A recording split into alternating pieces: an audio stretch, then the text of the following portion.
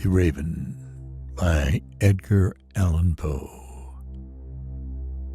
Once upon a midnight dreary, while I pondered weak and weary over many a quaint and curious volume of forgotten lore, while I nodded, nearly napping, suddenly there came a tapping, as of someone gently rapping at my chamber door. "'Tis some visitor," I muttered, tapping at my chamber door. Only this, and nothing more. Distinctly I remember it was in the bleak December, and each separate dying ember wrought its ghost upon the floor. Eagerly I wished the morrow.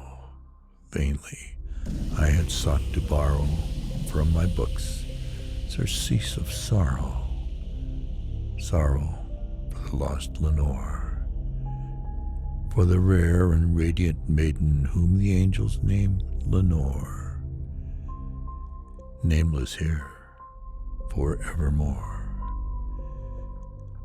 And the silken, sad, uncertain rustling of each purple curtain filled me with fantastic terrors never felt before, so that now, to still the beating of my heart, I stood repeating, "'Tis some visitor entreating entrance at my chamber door, some late visitor entreating entrance at my chamber door. This it is, and nothing more." Presently my soul grew stronger, hesitating then no longer.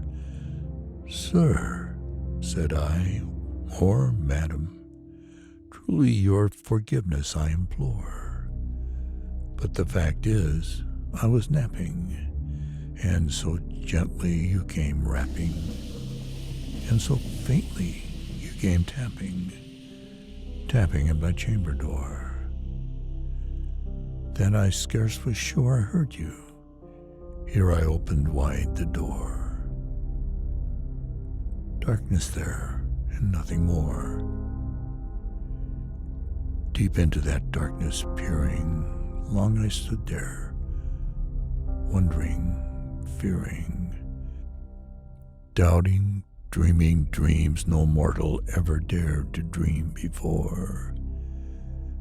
But the silence was unbroken, and the stillness gave no token, and the only word there spoken was the whispered word, "Lenore."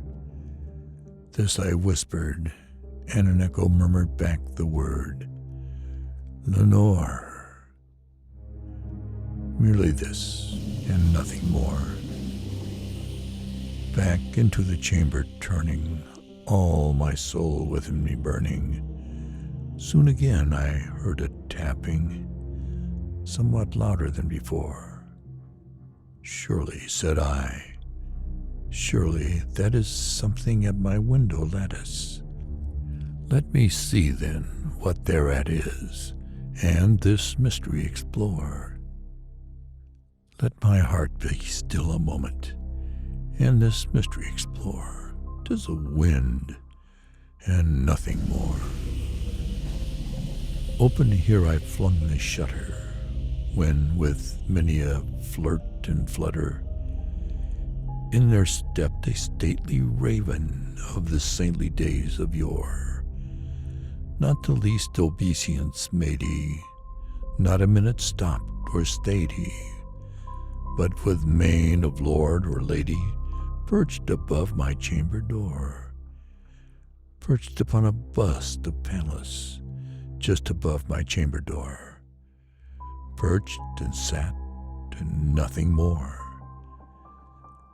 Then this ebony bird beguiling my sad fancy into smiling, by the grave and stern decorum of the countenance it bore. "Though thy crest be shorn and shaven, thou," I said, "art sure no craven."